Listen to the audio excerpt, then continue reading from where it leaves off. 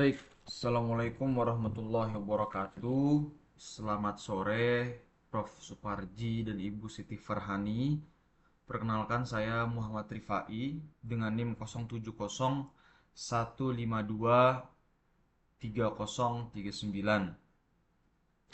Dalam video kali ini saya akan menjelaskan tentang pasal 1 sampai pasal 49 Kitab Undang-Undang Hukum Pidana atau KUHP terbaru yang 2023 untuk memenuhi kewajiban saya dalam mata kuliah hukum acara pidana, karena video ini merupakan kewajiban dalam pengerjaan ujian tengah semester. Mungkin untuk mempersingkat waktu, eh, saya langsung masuk ke dalam pembahasan. Juga apa yang saya sampaikan dalam video ini itu langsung ke penjelasan, sebab saya rasa teman-teman atau ibu dosen eh, terkait klausula pasal bisa langsung membacanya di KUHP gitu. Jadi saya akan menjelaskan apa yang saya pahami terhadap pasal 1 sampai pasal 49. Oke, langsung saja pasal 1.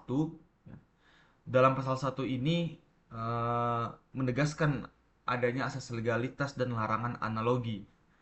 Karena gini, klausulanya kan tidak ada satu perbuatan pun yang dapat dipidana kecuali berdasarkan ketentuan hukum pidana yang telah ada sebelumnya. Nah, ini menegaskan asas legalitas, yaitu dalam klausula asasnya itu nullum crime sine lege, yang artinya perbuatan hanya dapat dihukum itu jika sudah diatur sebelumnya dalam undang-undang. Atau dalam Islam ada namanya eh, kullu syai'in mubah illa ja'a dalilun minasyari'.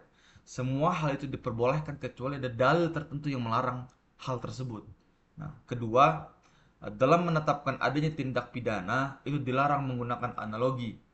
Yang mana ayat 2 ini dia mempertegas larangan analogi ketika hakim ya itu memutuskan suatu perkara, dia tidak boleh memperluas makna suatu aturan untuk mempidanakan perbuatan yang jelas belum tentu diatur gitu. Jadi belum ada aturannya, tidak boleh menggunakan analogi untuk memperluas tindak pidana tersebut. Nah, makna penting dari pasal 1 ini, ayat 1 dan ayat 2, bagaimana perlindungan hak warga negara dari kesewenangan negara dalam menentukan tindak pidana terhadap tersangka pelaku kejahatan seperti itu. Nah, lanjut ke pasal 2. Ini dia hukum yang hidup dalam masyarakat atau bisa disebut living law. Bunyi ringkasnya dalam klausula pasal 2 ini, dalam menentukan adanya tindak pidana, hukum yang hidup dalam masyarakat dapat berlaku sepanjang sesuai dengan nilai Pancasila, prinsip umum hukum dan hak asasi manusia. Tentunya ini adalah inovasi utama dari KUHP 2023 ya, sebagaimana yang dijelaskan oleh Andi Hamzah dalam bukunya. Negara itu mengakui keberlakuan hukum tidak tertulis. Sebagai contoh itu ada hukum adat. Selama itu tidak bertentangan dengan prinsip Pancasila dan hak asasi manusia, maka penegakan hukum dapat menggunakan hukum adat sebagai dasar pemidanaan. Untuk penerapannya itu perlu peraturan daerah yang mengatur wilayah hukum adat tersebut. Sebagai contoh di Aceh, ketika ada dua pemuda dan pemudi yang diduga atau terbukti melakukan perzinahan, maka dia akan dihukum secara adat. Ya, ini dijelaskan dalam uh, buku kebijakan hukum pidana karangan Barda N. Arif di halaman 12 sampai halaman 13. Itu baru saya membacanya semalam. Nah, lanjut ke pasal 3. Tentunya ini menjelaskan tentang waktu berlakunya undang-undang pidana. Mungkin jika kita perincikan klausula pasal tersebut, seperti ini kurang lebih narasinya. Apabila setelah perbuatan dilakukan ada perubahan peraturan pidana, maka berlaku ketentuan yang paling menguntungkan bagi pelaku. Nah, klausula ini, pasal ini menegaskan asas retroaktif yang menguntungkan terdakwa atau lex meteor. Ya, bila ada perubahan undang-undang, misalnya ancaman pidana diringankan, maka pelaku berhak mendapatkan ketentuan yang lebih ringan. Asas ini melengkapi asas legalitas pada pasal 1 tadi, teman-teman. Ini dijelaskan dalam bukunya Adi Hamzah, yaitu buku hukum pidana Indonesia, dan bukunya Mulyatno KUHP dan penjelasannya di bab 1 itu. Nah, keempat ada asas teritorial.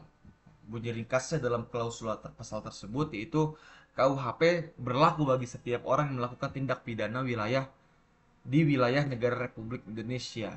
Nah, ini menegaskan asas teritorialitas yang yaitu hukum pidana Indonesia itu berlaku untuk semua tindak pidana yang terjadi di wilayah Republik Indonesia, termasuk wilayah darat, laut, udara, serta kapal atau pesawat Indonesia yang berada di luar negeri, ya, yang diizinkan undang-undang, dalam artian kapal atau pesawat tersebut tercatat secara administratif dalam sistem yang ada di Indonesia ini. Nah, asas ini bersifat umum dan utama tentunya. Kelima itu ada pasal nasional aktif. Mungkin bunyi ringkasnya dalam klausula tersebut bahwasannya hukum pidana Indonesia itu berlaku bagi warga negara Indonesia yang melakukan tindak pidana di luar wilayah Indonesia. Ini mungkin pasal ini lebih tepat jika ditujukan kepada para pejabat yang dia melakukan tindak pidana itu dari jauh keberadaannya, karena ia memiliki kewenangan atau memiliki kuasa untuk melakukan tindak pidana tersebut secara remote dari luar negeri, seperti itu. Nah, ini juga berlaku untuk WNI di luar negeri atau ekstrateritorial terbatas. Tujuannya tentunya menjaga moral dan tanggung jawab hukum warga negara Indonesia dimanapun mereka berada. Contoh, ketika seorang WNI melakukan korupsi di luar negeri, dia dapat dituntut di Indonesia bila hukum negara setempat tidak menindak apa yang menjadi pelanggaran dari si WNI tersebut, yaitu korupsi tadi. Seperti itu. Nah, keenam ya, itu ada asas nasional pasif. Bunyi ringkasnya bahwa hukum Indonesia itu berlaku bagi setiap orang yang di luar wilayah Indonesia melakukan tindak pidana yang merugikan kepentingan nasional. Seperti contoh tadi, ya pejabat yang melakukan korupsi sehingga muncul kerugian bagi negara dan dia melakukannya itu jauh dari wilayah Indonesia. Ya ini menyasar, ya asas ini atau pasal ini dia menyasar perlindungan kepentingan nasional Indonesia, semisal perbuatan di luar negeri yang menyerang kepentingan ekonomi, ya, atau kepentingan keamanan atau juga atau kedaulatan Indonesia, seperti itu. Nah, lanjut ada juga asas perlindungan atau protective principle yang mana hukum pidana Indonesia itu berlaku terhadap orang yang di luar wilayah Indonesia melakukan tindak pidana terhadap simbol, terhadap kelembagaan atau pejabat negara Indonesia.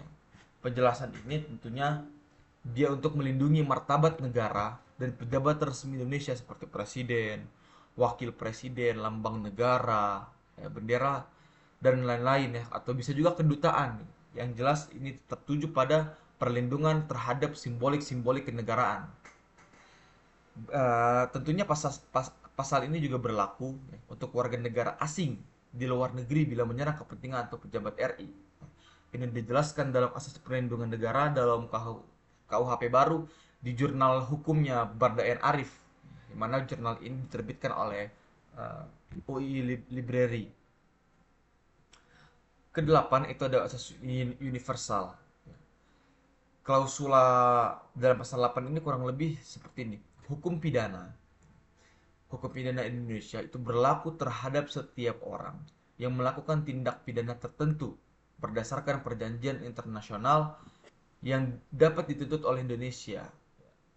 Dalam artian mengatur jurisdiksi universal seperti kejahatan terhadap kemanusiaan, pembajakan laut, terorisme, perdagangan orang, dan lain, yang mana didasarkan pada perjanjian internasional telah diratifikasi, ya, Konvensi Jenewa, Konvensi Nawi, dan lain-lain. Indonesia dapat menuntut walaupun perbuatan dilakukan di luar negeri dan oleh warga negara asing karena merujuk atau terpaut dari hasil-hasil konferensi internasional yang produknya itu ada hukum yang terbentuk dalam konvensi tersebut sehingga itu wajib dipatuhi oleh seluruh negara yang tergabung. Seperti itu. Nah, selanjutnya dalam pasal 8 yaitu pembatasan yurisdiksi karena kekebalan diplomatik, dalam artian hukum pidana Indonesia dia tidak berlaku terhadap orang-orang yang berdasarkan hukum internasional memperoleh kekebalan atau immunity. Contoh seperti duta besar, diplomat, pejabat organisasi internasional yang memiliki imunitas diberikan oleh ke pejabat yang berwenang, atau dalam hal ini yang kita maksud adalah PBB dan organ-organ sayap kanannya seperti itu. Nah, ketentuan ini menegaskan kepatuhan Indonesia terhadap hukum internasional publik seperti itu. Karena itu menjadi kesepakatan yang patut dipatuhi oleh seluruh negara. Nah, beranjak ke pasal 10, waktu dan tempat tindak pidana. Sebenarnya bunyi ringkas dari pasal ini itu adalah waktu dan tempat tindak pidana. Itu ditentukan berdasarkan saat dan lokasi perbuatan dilakukan atau akibat muncul. Ya, akibat itu timbul. Dalam artian dia menentukan kompetensi pengadilan locus dan tempus delicti. Bagaimana waktu dan tempat itu terjadi, ya, muncullah akibat dari tindak pidana yang dilakukan. Sebagai contoh seperti ini, bila perbuatan terjadi di satu tempat dan akibat di tempat lain, keduanya dapat menjadi tempat terjadinya tindak pidana, sehingga pengadilan di tempat tersebut dia bisa melakukan atau bisa menjadi tempat melayangkan gugatan seperti itu. Nah, ini penting untuk menentukan yurisdiksi dan waktu berlakunya hukum pidana dalam suatu kasus perkara.